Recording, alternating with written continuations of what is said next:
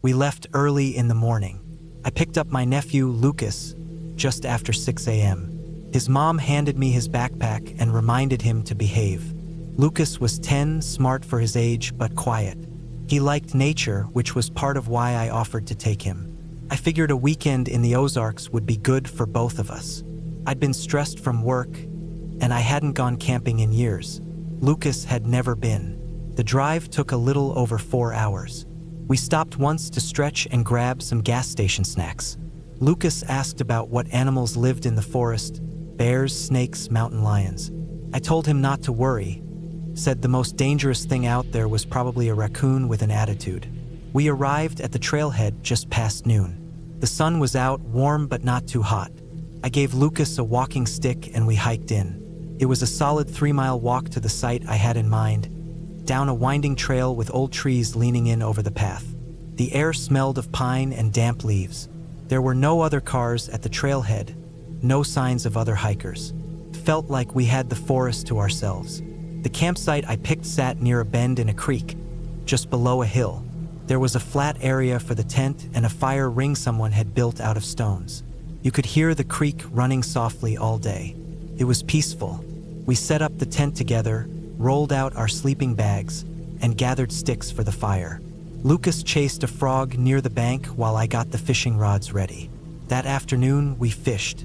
Lucas caught 2 small sunfish, nothing worth keeping, but he was proud. I let him reel in one I caught just to give him the feeling. We cooked hot dogs over the fire, added some of those foil-wrapped cheesy potatoes, and ate as the sky turned pink behind the trees. Lucas talked more than usual, asked about survival stuff, how to tell direction without a compass, what berries you could eat. He said he wanted to come camping every summer. I told him we'd make it a tradition. Around sunset, I was breaking branches to keep the fire going when Lucas looked up from where he was sitting and said, "I saw a boy down by the creek." I looked up. "Where?" He pointed toward the bend in the creek, where the trees got thick and the water slowed down in a little pool. I squinted. Nothing. Just brush and shadows. I asked if he was sure. He nodded and kept staring that way. I walked over, looked around. There was nothing. No footprints, no splash, no sound. It was probably his imagination, I figured. Kids see things in the woods, especially when it starts getting dark. I didn't want to make a big deal of it, so I told him to help me with the lantern. We stayed up a little longer, roasting marshmallows and talking. Lucas didn't bring up the boy again. He seemed okay. When it got properly dark, we zipped up the tent and got into our sleeping bags. I kept my flashlight nearby just in case. The woods were quiet except for the creek and the wind through the trees. I fell asleep faster than I expected. In the middle of the night, I woke up to a sound, a soft crunching, like footsteps on dry leaves. I didn't sit up, just opened my eyes and stayed still. I figured maybe a deer had wandered near the site. I listened for a few minutes. The sound stopped. I didn't hear anything else. I checked on Lucas. He was sleeping fine. I drifted off again. The next morning, I woke up before Lucas. I boiled some water for instant coffee and took a little walk to stretch. I walked toward the creek, same spot Lucas had pointed at the night before. The ground there was muddy, from where the bank dipped into the water. That's when I saw the footprints. They were small, barefoot, just 2 sets. One set came from the water, the other led toward our tent and then back again, like someone had walked up to the tent in the night and turned around. I crouched down and looked closer. The prints were real, not animal, not imagination. A real kid had been walking around out here barefoot in the middle of the night. I looked around, scanned the trees, the bank, the trail. Nothing. No one. Just birds and the wind. I didn't want to scare Lucas. When he woke up, I kept things normal. We ate breakfast, oatmeal, and leftover hot dogs. I packed slowly but deliberately. Lucas asked if we were staying another night. I told him I thought a storm might come through, even though the sky was clear. He didn't argue. We cleaned up, packed everything, double-checked the site. I kept looking around while we worked. That feeling of being watched had crept in and wasn't going away. Lucas asked again if I'd seen the boy. I told him no. We hiked out in silence for the first mile. Lucas was tired. His backpack kept sliding off one shoulder. I carried it the last stretch. When we got to the trailhead, I let him sit on the hood of the truck while I loaded our gear. That's when I saw the bulletin board. It was old and sun-bleached, held up by 2 wood posts next to the parking lot. Mostly hiking maps, fire warnings, and a few missing posters. I hadn't paid attention to it when we arrived, but one paper stood out. It was a missing child poster, faded but still legible. A boy about Lucas's age, short brown hair, round face. Last seen 5 years ago, according to the date. The poster said he disappeared while hiking with his father. Last known location was the creek trail. I stared at it for a while. The picture was grainy, but something about the eyes felt familiar. I looked back at Lucas. He was kicking gravel, totally unaware. I didn't say anything, just got in the truck, started the engine, and drove. On the way home, I thought about the footprints again, about what Lucas had seen. He wasn't lying. That much I was sure of now. And those prints weren't some animal or trick of the light. They were human, kid, barefoot, alone. I kept thinking about what could have happened. Maybe the boy wandered off years ago and got lost. Maybe he died out there, his body never found. Or maybe somehow he never left. Maybe he survived, living off the land, scared, hiding, watching people come and go. Maybe he saw us, came to look. But if he was alive, why wouldn't he say something? Why not ask for help? Maybe after 5 years, he didn't trust people anymore. Maybe he didn't want to go back. Maybe he couldn't. I reported the footprints to the local ranger station. Gave them the location, explained what I saw.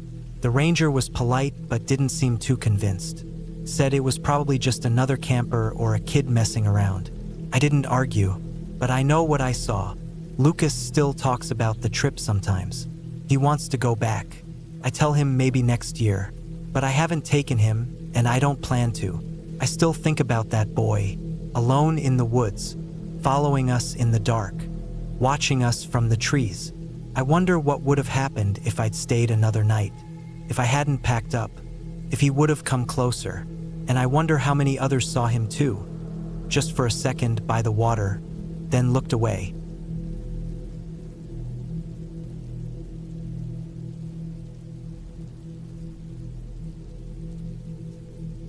We had talked about this trip for months. It was supposed to be a weekend away from everything. Phones off, no service, no noise except what the woods gave us. There were 5 of us, me, Luke, Jordan, Evan, and Mateo. We'd all been friends since college, and once a year we tried to do one trip like this. Somewhere remote. No campsites, no picnic tables, no other people. Just dispersed camping where you pick a patch of open land and make it your own. Luke had found the spot online. It was deep in a national forest, about 2 hours off the main highway, up a winding gravel road that had no signage after the first 10 miles. No rangers patrolling, no marked trails. You had to bring everything you needed and pack it all back out. The nearest town was over an hour away, and we only passed one other truck on the drive-in. When we got there, we found a clearing that sat a few hundred feet from a small stream. The ground was flat, soft, and there were enough trees around to hang tarps and string lights. The stream wasn't much, but it gave us water for washing up and made just enough noise to lull you to sleep at night. The weather was perfect, clear skies, cool nights, and barely any bugs. We set up 2 tents. Me and Jordan shared one. Luke, Evan, and Mateo took the other. We built a fire ring out of rocks, gathered wood, cooked hot dogs, and drank until midnight. Felt normal, like we'd done this a dozen times before. The first night was quiet. The second night wasn't. We were sitting around the fire, just after 10, passing around a bottle of bourbon. No one was drunk, just warm. We'd grilled burgers earlier, and the fire was starting to die down. I was thinking about turning in when we heard it. A single gunshot. It echoed through the trees like it was right next to us. Loud and sharp. Not a hunting rifle, it was shorter, deeper. Pistol. Closer than anything should have been. No one said anything. We all just froze. Jordan reached over and turned off the lantern. The firelight flickered but didn't help much. Our eyes weren't adjusted to the dark. I remember my heart was racing so hard I felt sick. Another shot never came. Just one. We stayed low for a long time, maybe 20, 30 minutes, listening, watching. Nothing moved. No voices, no lights. The trees were still. Eventually, Luke whispered that we should just go to bed, try to forget it. Maybe it was someone target shooting, he said. Maybe a drunk local out here being dumb.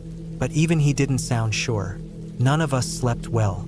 Every sound outside made me sit up. A twig cracking, wind in the leaves. Once I thought I heard footsteps, but it could have been anything.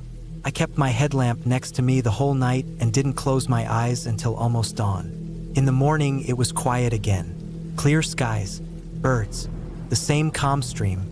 We ate instant oatmeal and made coffee in silence. I could tell no one wanted to bring up the gunshot, but it was sitting heavy on all of us. When we started packing up, Jordan wandered off to pee. A few minutes later, he came jogging back. "There's something over here," he said, "like a hole, a deep one." We followed him about 100 feet past where we'd pitched our tents, toward a line of thicker trees. The ground sloped slightly down, and the canopy above was tighter. Less sunlight. It felt colder there, like the trees were blocking out everything above.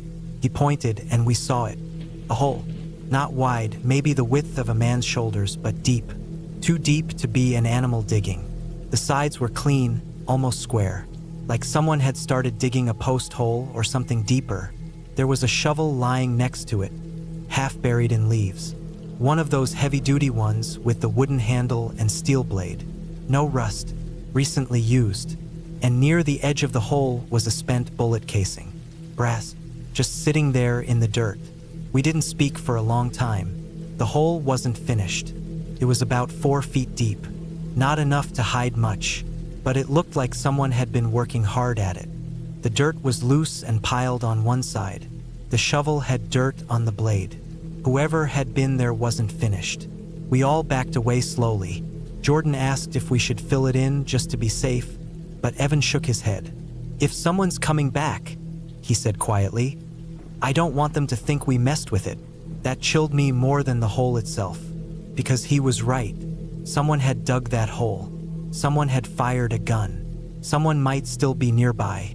We packed up faster than we ever had. Threw our trash in the bags. Didn't even fold the tents properly. I kept looking over my shoulder every few seconds, expecting someone to step out from behind a tree, but the forest stayed quiet. When we got back to the truck, we all agreed we'd stop at the ranger station at the edge of the forest. Even if there weren't rangers around, someone had to manage the land. Someone had to report things like this. The station was locked when we arrived. Just a small wooden building with a few posters stapled to the outside and a drop box for permits. We wrote down what we saw, described the hole, the shovel, the bullet casing, left our names and phone numbers. No one ever called. A week passed, then a month. Nothing. I emailed the local Forest Service office. Got a generic reply back thanking me for the report. They said they'd look into it. That was it. No follow-up. No questions. I kept checking news sites, trying to see if a body had been found or if there had been a missing person report in that area. Nothing. I set up Google alerts for the county. Still nothing. Eventually, life went on. We all got busy. I moved. Jordan got engaged. But I still think about that weekend. Sometimes I wonder if the shot we heard was meant for someone else. If we were never the target, just accidental witnesses. Maybe the sound scared the person off, or they changed their mind, or they weren't ready to finish whatever they started. Or maybe we interrupted something. Maybe whoever dug that hole came back later, finished it, and we'll never know what went into it. I don't go camping anymore. Not like that. I'll still go to state parks where there are rangers and other people around, but not out into open land. Not where there's no one else for miles and you can't hear a car, let alone a siren. I still think about that shovel. Why leave it? Why stop digging? And why didn't anyone care? The forest doesn't answer questions like that. It just keeps growing, keeps swallowing things up until the dirt looks like it's never been touched. But I remember, and I know what we saw. That hole wasn't for a post. It wasn't for trash. It was too narrow, too deep. It looked like it was meant for someone.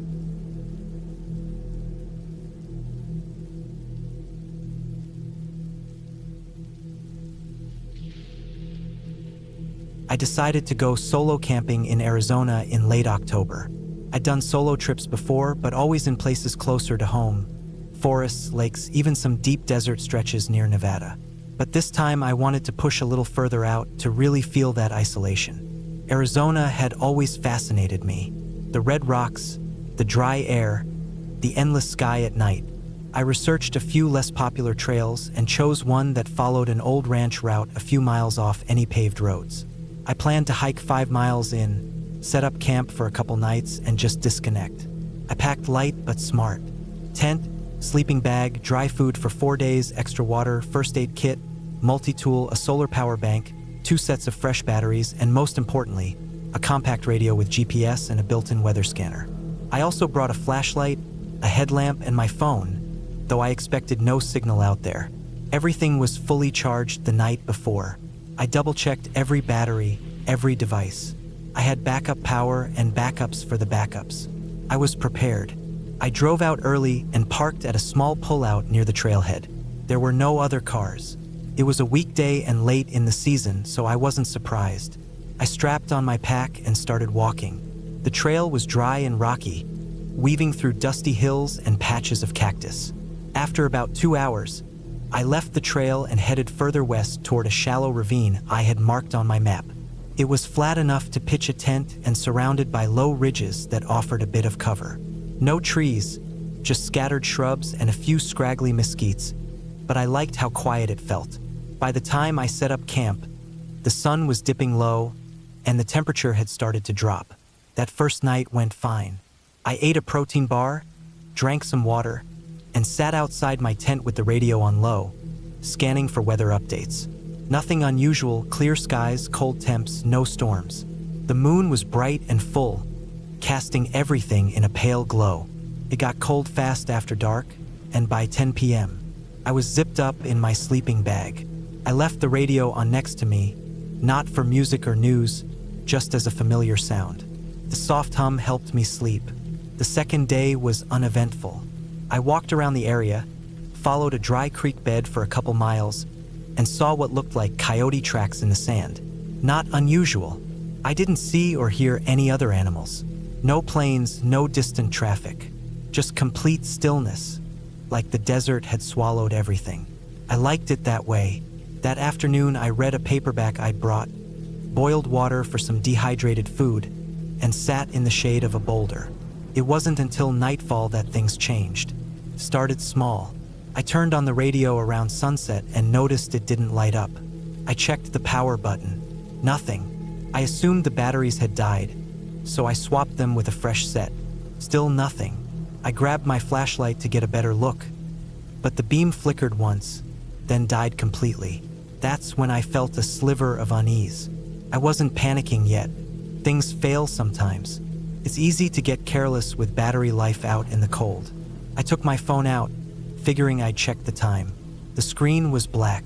I pressed the side button. No response. I held it down.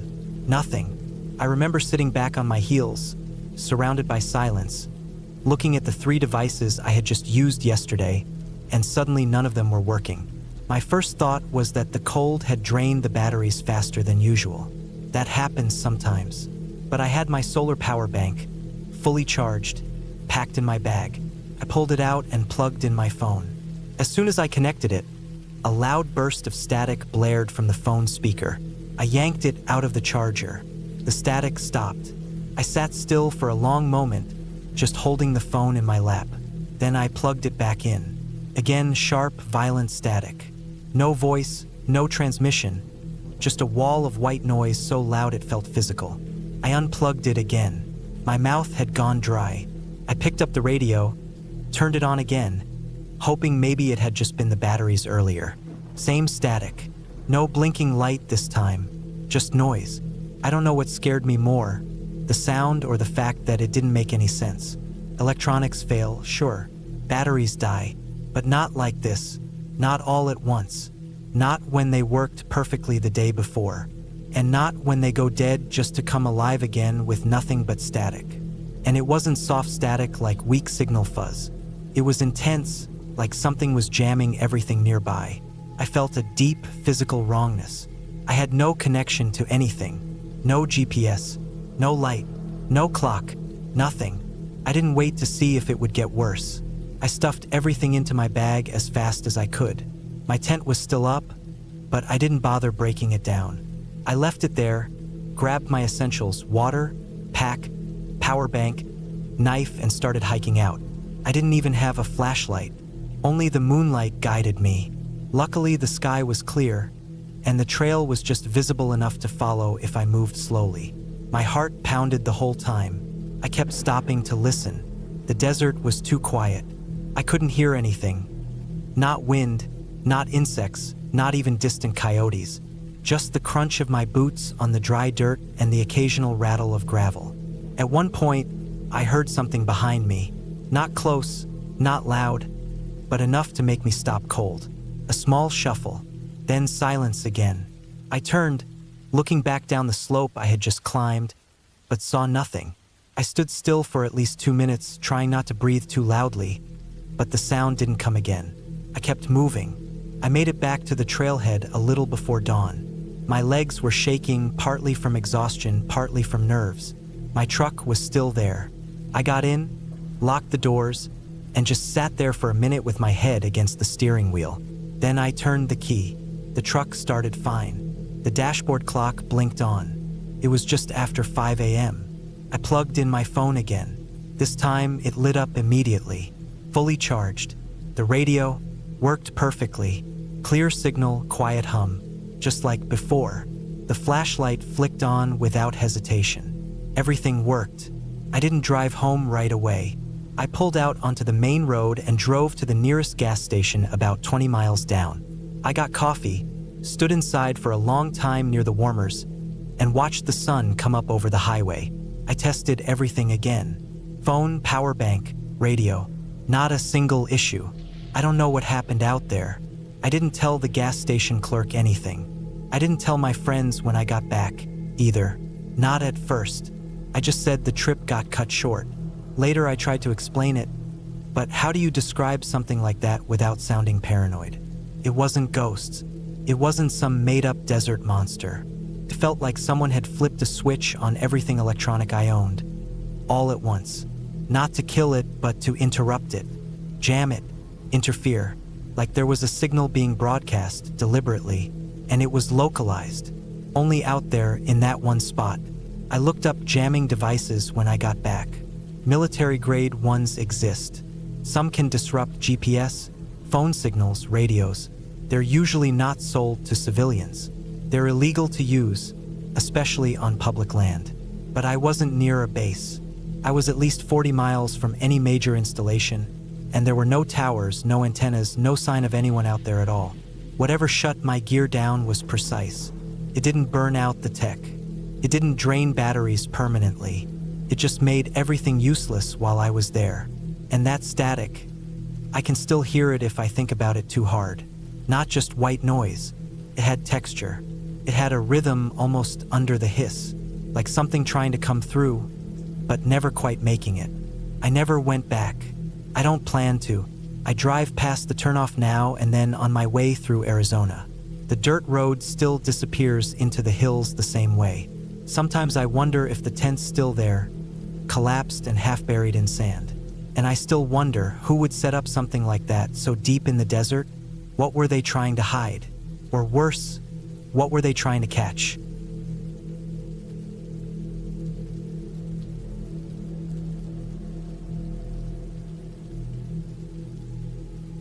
It was the second night of our camping trip in Montana, late July.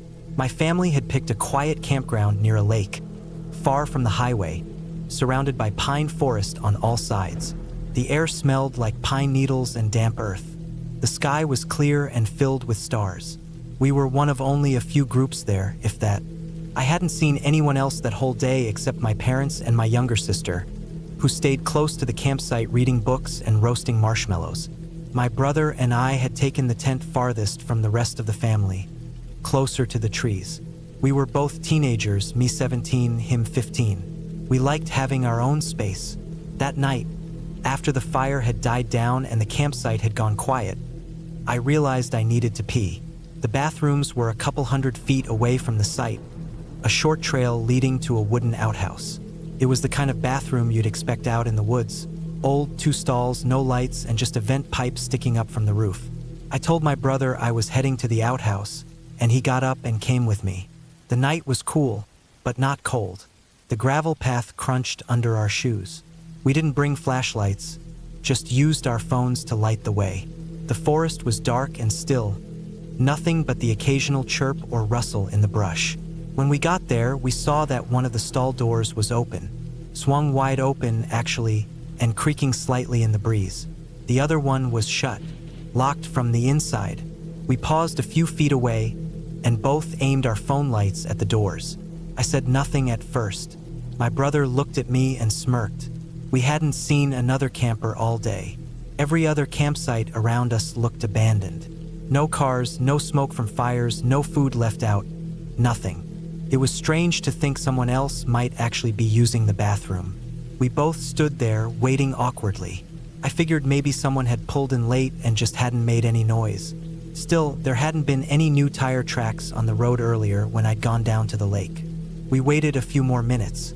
I used the open stall while my brother stood to the side, scrolling through his phone, but he kept glancing at the locked door. No sounds, no shifting, no breathing, no toilet paper moving. Nothing. When I came out, my brother knocked on the locked stall just once. Not even hard. We waited again. No sound, no movement. After a few seconds, he muttered, "Maybe someone died in there," and laughed a little. I laughed too, but it wasn't a full laugh. It didn't feel funny. I looked down at the dirt in front of the stall. There weren't any fresh footprints, just old, smoothed over prints from people who had probably used the outhouse weeks ago. We left after that, just turned back and walked down the trail to our tent.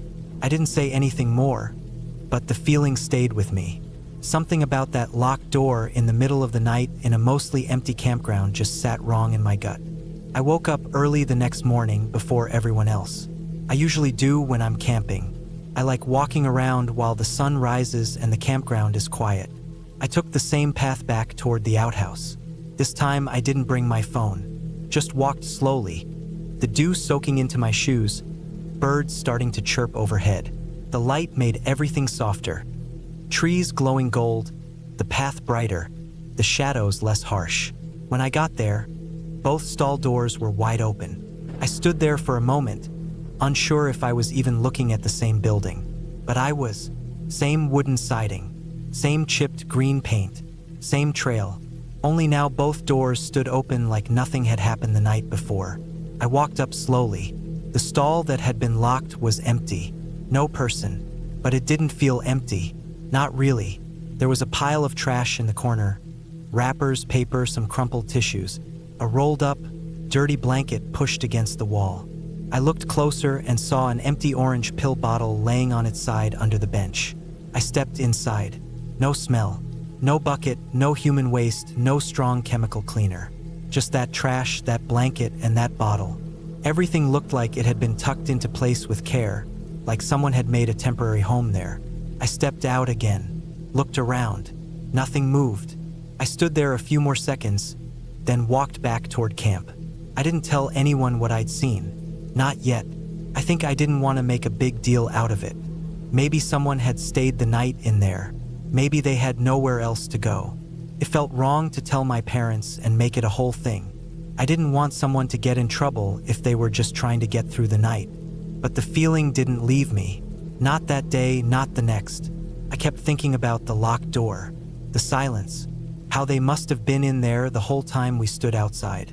Not even moving, not even shifting on the seat, just still. I started noticing little things around the campground that made me uneasy. Trash moved. A backpack someone left out now looked half unzipped. My sister's shoes were outside her tent one morning, even though she swore she brought them in. I didn't say anything. Not yet. I just kept watching. On the third night, my brother and I stayed up late again. We sat at the fire, just the two of us, poking the embers with sticks and not talking much. I told him I went back to the bathroom that morning, that the locked stall had been open. He raised his eyebrows but didn't say anything for a long time. Finally he said, weird, and tossed a pine cone into the coals. That night, I didn't sleep well. I woke up more than once, thinking I heard someone walking near our tent, the sound of twigs breaking, something brushing against the nylon. Each time I'd sit up, hold my breath, wait, nothing. I'd lay back down and stare at the dark ceiling of the tent. The next morning, I got up again before everyone. I walked to the outhouse one more time. The stall doors were both closed now, unlocked. I pushed one open, then the other. Nothing inside either of them. No trash, no blanket, no pill bottle. Someone had cleaned it up, or taken it with them. I looked around again. Still no new cars, no new people. Just the same quiet woods, the same empty campsites, the same gravel trail. It bothered me. Whoever stayed in that outhouse had done it quietly, carefully. They didn't want to be noticed. They locked the door and didn't move while we stood outside, talking and laughing. They left in the middle of the night or early that morning and took everything with them. I couldn't stop thinking about it. What kind of person does that? What situation do you have to be in to sleep in a bathroom stall in the woods? Why didn't they make a sound, even when we knocked? I started watching every face I saw, even if there weren't many. One older man came by with a small trailer the day before we left. He parked near the lake but kept to himself. He had a thin frame, gray hair, and didn't say a word to anyone. I thought about asking him if he'd been here a few days earlier, but I didn't. When we packed up and drove out on the last day, I looked back at the path that led to the outhouse. The doors were both closed again. No movement, no one around. I never got an answer about what happened. Never found out who was in that stall. Maybe they were just passing through, maybe they were hiding, maybe they were sick or high or scared. I don't know, but I do know that they were only a few feet away from us that night, sitting silently behind that door while we stood in the dark with our phones, laughing and talking like nothing was strange. It was the kind of thing that sticks with you, the kind of thing you remember later when you hear a bump outside your window or see a shadow move the wrong way. Not because it was dramatic or loud or bloody, but because it was real, because someone was really there, watching, listening, not wanting to be seen. And for a while they weren't, until we left, and they moved on, just like that.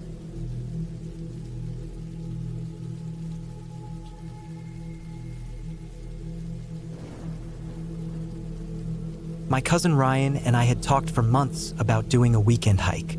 We both liked getting off the grid and finding places not on maps. We grew up together and had camped since we were kids. But this time we wanted something different, something deeper in, something that didn't have trail signs or trash bins or the distant buzz of highways. We wanted quiet. We wanted isolation. Ryan had found an old post online, just a couple sentences and a blurry photo. A narrow waterfall in a canyon somewhere in the hills of a national forest. No directions, no names. Just a mention that it was past the fork where the pine meets the cedar and only reachable if the water's low. It sounded vague and perfect. We packed up and drove out Friday morning. It took most of the day just to get into the general area. The roads turned from pavement to dirt, then to gravel, then to deep ruts only our 4Runner could handle.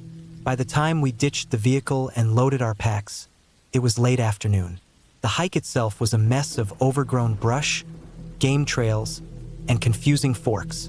But we were good with a compass and we had a rough idea of where the stream should run. Eventually, we found it. The stream was low, barely a trickle over smooth rocks. And just like the post had said, we passed through a grove of cedar mixing with tall pines. We followed the water for maybe an hour more, picking through boulders and ducking under fallen logs. And then we heard it, the low rush of falling water. The waterfall wasn't big, maybe 15 feet high, nestled in a narrow canyon where the rock turned darker and moss clung to the edges. A small pool at the base shimmered in the late light. Around it, the land was flat enough for a tent or two. It was secluded, silent except for the water and wind. We set up camp there. That first night was peaceful. We ate instant noodles and jerky, sat by the fire, watched the flames and listened to the water gurgling behind us. It was colder than expected, so we turned in early. The only light was from the stars and the fire when it was still going. No other camps nearby. No voices. No headlights. It was what we came for. The next morning, we woke early and decided to explore upstream. We figured we'd trace the water as far as we could go, see if maybe there were more pools or hidden spots. We left camp set up, brought a day pack with water and snacks, and started moving. The terrain was rougher than we thought, climbing over wet rocks and around thickets. After maybe 2 hours, we found something strange. Tucked back from the water, half hidden by trees, was a blue tarp. It had been strung up between 2 thin trees, sagging slightly in the middle. From a distance, we thought it was a lean-to or maybe someone's old emergency shelter.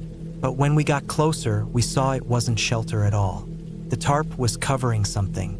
We lifted the edge. Beneath it, the ground had been cleared and smoothed out, and covering that patch of dirt were bones. Dozens of them, small and large. Skulls, spines, ribs, femurs. Every bone had been cleaned. No meat, no skin, white and dry, arranged in patterns, rows, arcs, spirals. Some of the skulls were perched on top of rocks or sticks, like they'd been posed. There was no blood, no smell, just silence and bones. We stood there for a long time, not speaking. It didn't look fresh, but it didn't look old either. We didn't touch anything, just stared. After a while, we backed away. At first, we said nothing, just walked. Maybe it was a hunter, we thought, or a biologist studying local wildlife. But it didn't look like science. It looked like someone had taken time with it. Intention. We didn't know what kind of animals they were, not exactly.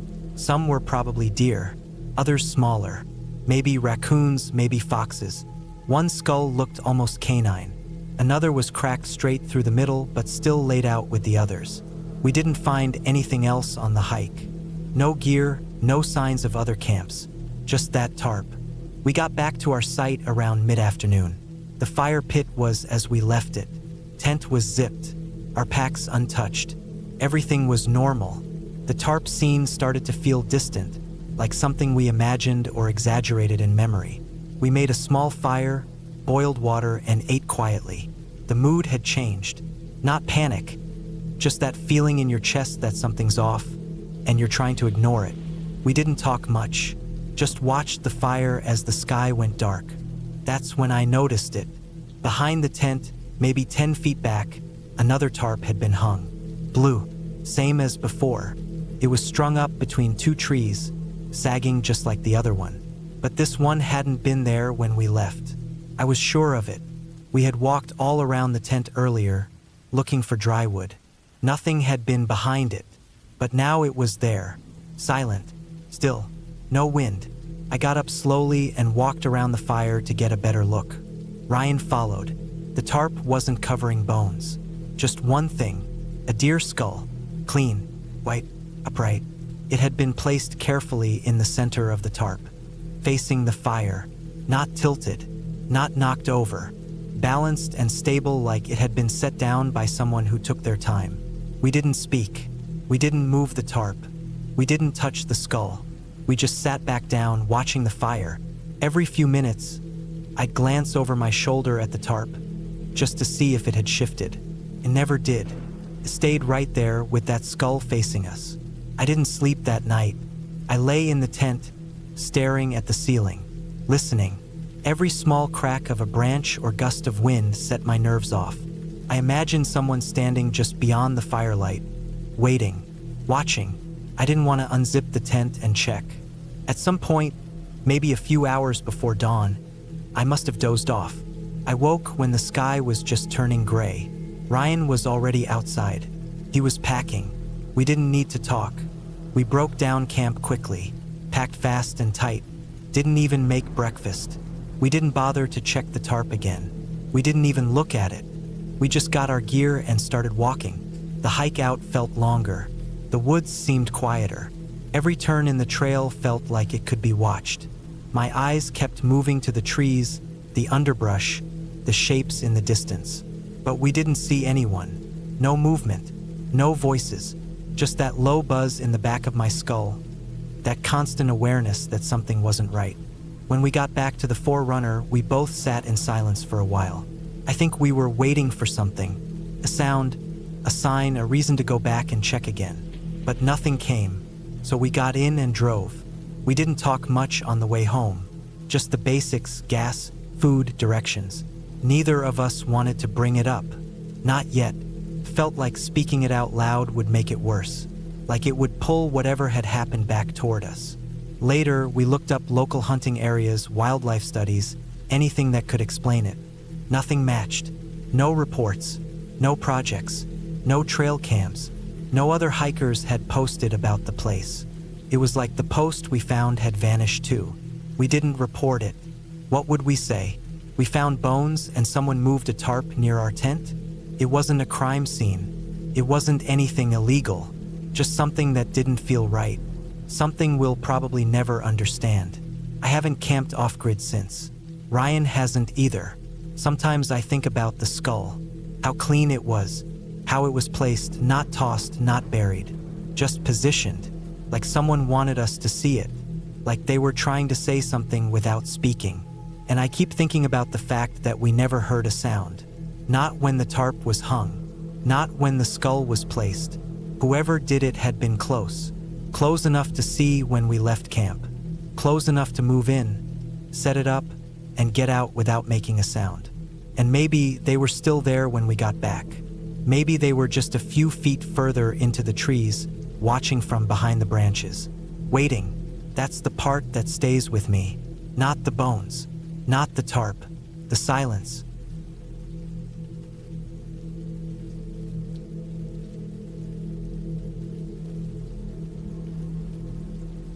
It was early May when my girlfriend and I decided to go camping at Briar Ridge State Park.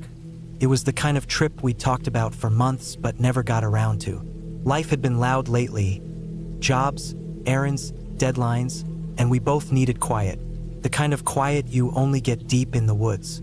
We packed light but smart. Sleeping bags, 2 backpacks with clothes, some dry food, marshmallows, a portable stove, a lantern, and my little Bluetooth speaker. I even remembered the bug spray and a lighter for the fire. We drove out on a Friday afternoon, took the winding back roads until the pavement gave way to dirt, and finally reached the parking lot at the trailhead. There were only 2 other cars there. That was a good sign. We signed the park's logbook and started the hike in. It was about 3 miles to our site number 14, tucked in between a low ridge and a bend in the river, surrounded by pine and birch trees. No other sites nearby, and no cell signal. The air was clean. The wind moved in the trees like a whisper you couldn't quite hear. Everything was green and soft and slow. We got there around 5 p.m. The sun was starting to dip behind the trees, golden light pouring through the branches. We set up the tent together, one of those easy pop-up styles, but it still took longer than it should have because the ground was a bit uneven and we kept shifting it to find a flat patch. Eventually, we got it staked and zipped, then gathered some fallen branches for a fire. I got it going while she sorted our food. The smell of smoke and pine filled the air. We roasted hot dogs and then marshmallows, laughing when they caught fire and turned black. I played music from my phone. Just soft, easy stuff. The kind of music that fills the silence without breaking it. We didn't talk much. We didn't have to. We were just glad to be out there. By the time the sky turned fully dark, the fire was crackling steady and the stars were starting to show through the gaps in the canopy. She was getting sleepy, said she'd go to the tent and read for a bit. I told her I'd stay by the fire a little longer. The warmth, the quiet, the stars. It felt too good to leave just yet, so I sat there alone. The woods were dark beyond the circle of firelight, but not completely silent. I could hear insects chirping, the occasional creak of branches, maybe the distant sound of the river. Nothing out of the ordinary. I leaned back against a log, stared up through the trees, and let the fire die down a little. My phone still played music softly on the ground next to me. And then I heard it. Footsteps. Not from the trail. Not the crunch of someone walking up the gravel path. These came from behind the trees. The kind of sound you hear when someone's trying not to make noise, but still stepping on twigs and leaves.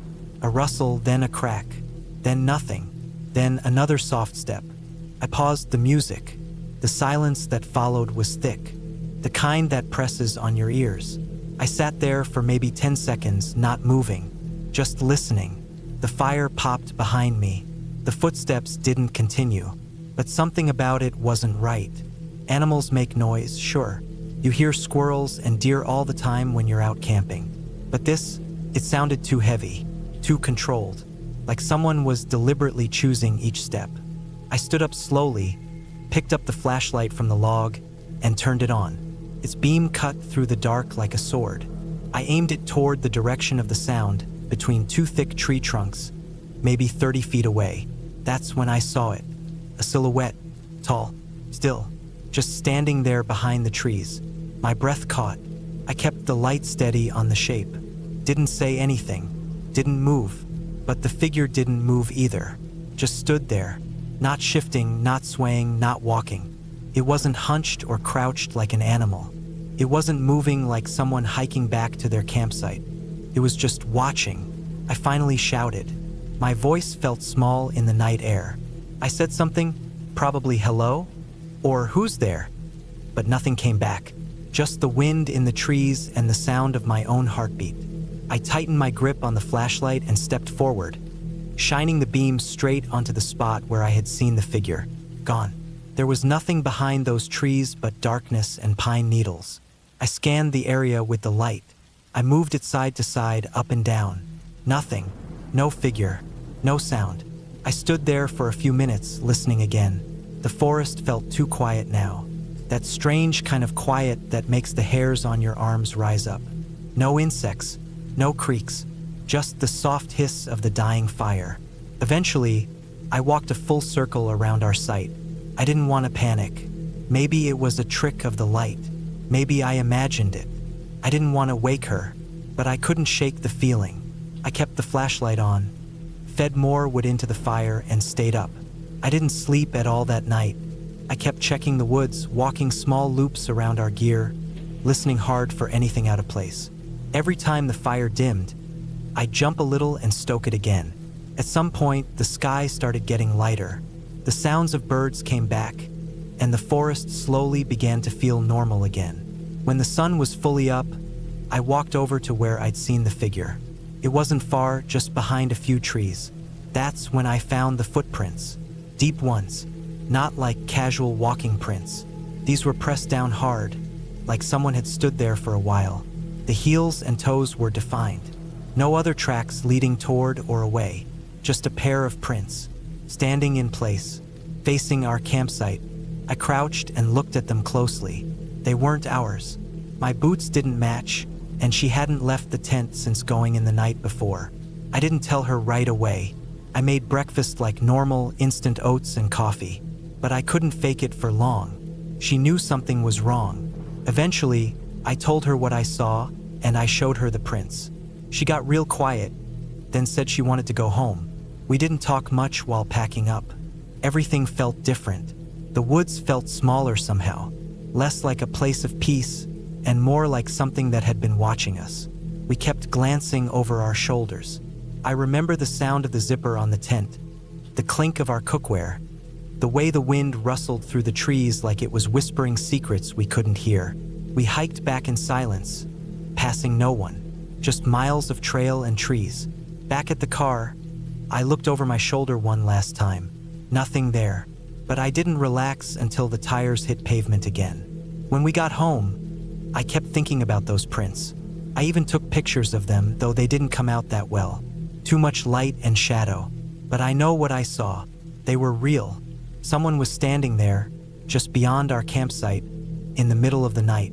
Not moving, just watching. It's been months now. We haven't gone camping since. Sometimes I still think about how deep those footprints were.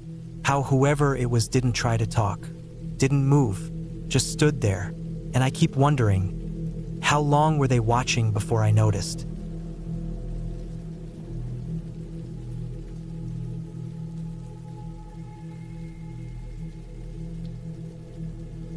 Last summer, I went camping with two friends, Tom and Ben, in the Rockies. It was late July, the weather was warm during the day, a little cold at night, but nothing serious. We'd been planning the trip for months. We were all used to hiking and camping, But this time we wanted something more remote. No campsites, no marked trails, just nature. We parked our car at a ranger station, signed the logbook, and hiked out about 10 miles with our packs. It was quiet the whole way. No one else on the trail. We crossed a stream, climbed a ridge, and finally settled on a spot by a wide clearing near a bend in the creek. The trees were thick all around us, tall pines and a few aspen groves. The only sound was water and wind through the branches. No roads, no cell signal, no sign of other people. Exactly what we wanted. We set up 2 tents, Ben and I in one, Tom in the other. We cooked freeze-dried chili on the camp stove, watched the fire die down, then sat under the stars for a while. We talked about the usual stuff, work, life, dumb memories from college. Felt good. No distractions, no noise, just the 3 of us and the woods. Eventually, we turned in. The first night was calm. I remember lying in my sleeping bag listening to the creek. Nothing else. The second day, we went exploring. Climbed a hill to get a better view. Took photos. Found animal tracks, probably elk or deer. At one point, we came across old scat that Ben said looked like it came from a black bear. It didn't bother us much. We knew how to camp clean. No food in the tent. Everything bagged and hung in a tree. We were more worried about weather than wildlife. That night, we ate early and turned in around 10. I remember waking up in the middle of the night. My phone said 3:12 a.m. I wasn't sure what had stirred me. Then I heard it. A zipper. Not loud. Just that slow rear-up sound. At first, I thought it was Ben getting out to pee. I didn't say anything, just listened. But then I heard whispering. Not from inside our tent. From outside. It sounded close. Just a few feet from the tent wall. Low and fast. It wasn't loud enough to hear actual words. Just that dry sound of someone speaking very softly. Like they were trying not to be heard. I thought maybe Ben and Tom were talking outside. Maybe one of them couldn't sleep. I waited for a while. The whispering went on for maybe 30 seconds, then stopped. I didn't hear anyone walk off. No footsteps, no more zippers. Just quiet. I must have drifted off again because the next thing I remember is morning light coming through the nylon. When we all got up, I asked if anyone had gotten out of the tent during the night. Ben said no, he'd slept straight through. Tom said the same. I asked if they heard whispering. They both just looked at me. "You sure it wasn't a dream?" Tom asked. I said I wasn't sure. Maybe. I didn't push it. We all brushed it off. We made breakfast, packed some snacks, and went hiking again. None of us mentioned it for the rest of the day. I tried not to think about it, but something about that whispering stuck with me. Our last night was uneventful. We sat by the fire longer than usual, played cards, joked around. Nobody wanted to say it, but we were all trying to squeeze the most out of the trip. It was rare to get time off and be in a place like this. I didn't hear anything strange that night. No whispers, no zippers, just wind and the creek again. The next morning, we started packing up. It was a little overcast, looked like rain might be coming. We wanted to be back to the car before noon. As we were taking down the tents, Ben paused and pointed across the stream. "What the hell is that?" I looked. Maybe 30 or 40 yards away, just on the other side of the water, was a small green tent. Old-looking, faded, kind of slumped, like it hadn't been set up well. It definitely hadn't been there when we arrived. We all stood there staring at it. Tom said maybe someone came in while we were asleep, but that didn't make sense.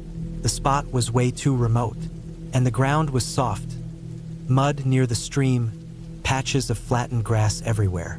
If someone had hiked in, we would have seen tracks, broken branches, something. We crossed over to check it out. There was no one around, no sounds. I called out, "Hello," but nothing answered. The tent was zipped shut. I knelt down and opened it. Inside, there was a single rolled-up blanket, dirty, matted with leaves and hair, and a plastic fork. Nothing else. No bag, no sleeping pad, no food, no clothes. Just those 2 things. The floor of the tent was muddy. It looked like someone had slept in it recently, but there were no dry bags or shoes. Nothing personal. It wasn't even staked properly, just sort of sagging like whoever put it there didn't care if it stayed up or not. What really got to me, though, was the path. A narrow trail just wide enough for a single person, worn down through the grass and weeds. It led straight from the tent to our campsite. Not toward the trail, not toward a road, just to our site. It wasn't a game trail. It was too narrow for deer and too neat. The grass on the path was pressed flat, like someone had been walking it over and over. We looked at each other. Nobody said anything for a few seconds. Then Tom said we should go. Now, we didn't argue. We packed fast. 10 minutes later, we had our gear on and were hiking out. None of us spoke for the first hour. Every sound made me turn. Branches snapping, leaves rustling. I kept expecting to see someone step out from the trees. We didn't stop until we reached the ranger station. We signed out of the logbook and got in the car. I remember looking back at the trees as we drove off, half expecting to see that green tent tucked somewhere in the shadows. The ride home was quiet. Nobody brought up the tent. Nobody talked about the whispering or the zipper. We were all tired, sure, but it felt like more than that. Like nobody wanted to be the one to say it out loud. A week later, I texted Ben. I asked if he'd been thinking about that tent. He replied right away. Yeah, I keep going over it in my head. Still doesn't make sense. I haven't been camping since. I still hike, still get outside, but something about sleeping out in the open, away from everyone, doesn't feel the same. I looked up missing persons cases in that area later.